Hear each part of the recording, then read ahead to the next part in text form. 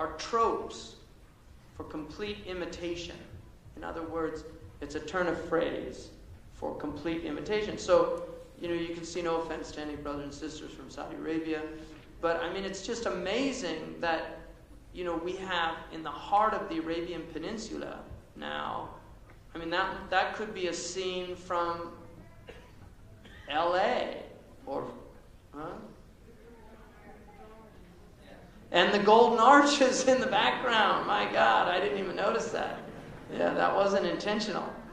But I mean, this is, McDonald's. I mean, what's McDonald's doing in Arabia? What's it doing in Mecca?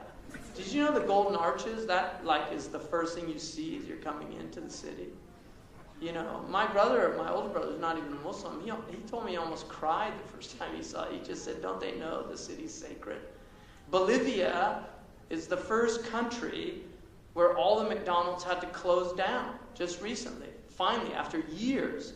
Because McDonald's will run at losses because they know that it's hard to get the adult generation, but the kids, they have Ronald McDonald, they have toys and everything like that. Although Ronald McDonald gives me the creeps. I mean, if I was a kid, I'd just run the other way.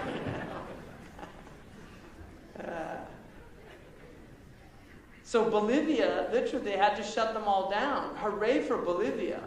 I'm serious. Yeah, bravo. Bravo. Yeah. And you know what they said, the reason? Somebody went down there to find out. He interviewed all these. They said, food is meant to be prepared with love and shared with family, and we don't want to eat that kind of food. It tastes horrible.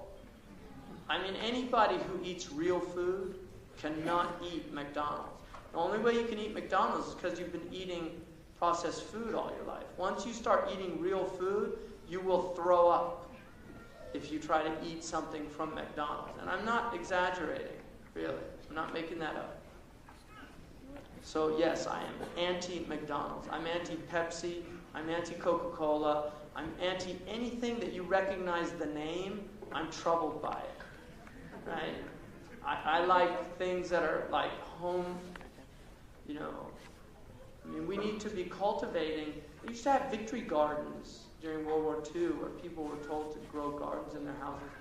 A lot of South Asian community, the grandmas will grow gardens in the backyards because that's what they do in India and Pakistan and things. Right? They grow gardens and have vegetables. They eat their own tomatoes and things. And now you've got Monsanto and all these companies that are changing the actual structures of these seeds. And then this was obviously the one that we mentioned in the beginning with the hadith of Jibreel, that you will see the Amma will taridu rabbataha, she'll give birth to her mistress. The ulama differ on what that means. Some of them mean, and this did occur during certain periods of Islam, where a concubine would be a consort of one of the rulers, and then the child that came from it would actually become a ruler. That did happen. Some of them say that's the meaning. Others say that it means that parents will be so mistreated that their children will actually treat them as if they're slaves, ordering them about. And we certainly can see that. And then also that you'll see the barefoot, hufat al-urat, ri'a al-shah, right? The barefoot, destitute herders of goats vying with one another by building increasingly taller buildings. La ilaha illallah. Sadaqa Rasulullah. In another narration, he was asked, who are these hungry, destitute people? And he said, Al-Arab. They're the Arabs. So the Prophet specifically said that the Arabs on the Arabian Peninsula are going to be vying in building taller and taller buildings.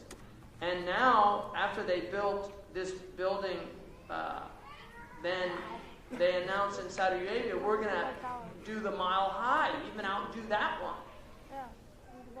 And then Qatar said, no, we're going to build the tallest one. And no, it's in Malaysia. See, Malaysia got outdone by... So everybody it used to be American Empire State Building was like this Lego building compared to these things. And then you see it's just getting higher and higher. You know, Oman, the Sultanate of Oman, it's illegal to build over like 5 stories. Because man tawada'a lillah rafa'ahu Allah. If you stay humble, Allah will elevate you. And it's a haqq ala Allah. ما ارتفع شيء في الدنيا إلا أن يضعها حق على الله. It's a right of God that nothing will get too high in this world except Allah will abase it. So it's just better to stay low, stay humble, right? And then obviously the Burj al-Sa'a in Mecca, and we'll get to a hadith about that. And then Jabal Umar, you see that where see all that there? There used to be a mountain there. And the Prophet ﷺ said, لا تقوم الساعة حتى تزول الجبال عن أماكنها. The end of time won't come until you see mountains removed from their places. And these are sacred mountains. You're not supposed to cut a tree in Mecca. And yet mountains now are removed with impunity. I mean, for me, it's one of the most troubling things. You go to Mecca, I mean, it's really sad to see that. Here's the plans, my friends. That's the plan for Mecca. You know, to get rid of the Ottoman, the last remnants of the Ottoman. There's no history. History's gone. All the mountains are going to be gone. It's going to be complete flat. It's just amazing. I mean, these are sacred mountains, but... Well, I think partly one, there's no sense of the sacred amongst modern Muslims. Dr. Nasser was talking about this if you were at the conference. Muslims have lost a sense of sanctity, that the creation actually has a sanctity, that mountains have a sanctity. You can't just go and remove a mountain. Right? When كَانَتْ مَكْرُهُمْ لَا تَزُورُ مِنْهُ الْجِبَالِ, Allah says, even if their plots remove mountains, it's a negative thing to remove mountains. I mean, mountains are autad. They're pillars for the earth. But I don't know. There's a Muslims don't really appreciate history anymore for some reason. I don't fully get it. Well, we have people in California that if you try to cut down a 1,000-year-old redwood tree, they literally live in it for 2 years to make sure that you can't. Right? Julia Butterfly, she lived in it. You can Google her. She lived in a redwood tree for almost 2 years, so they wouldn't cut it down. So I don't know. It's only if Muslims, have some sense of,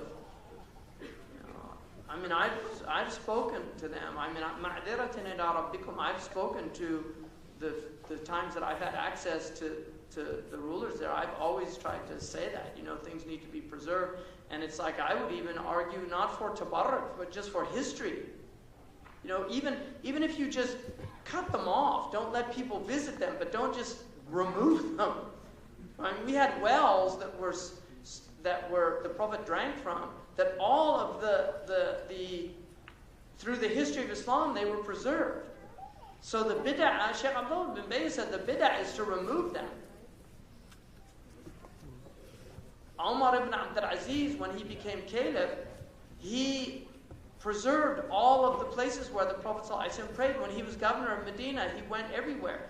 Ibn Umar went to every single place and prayed 2 rakats where the Prophet prayed. That's the proof that the ulama use for that you can go to places where the Prophet prayed and pray 2 rakats. There's nothing wrong with that.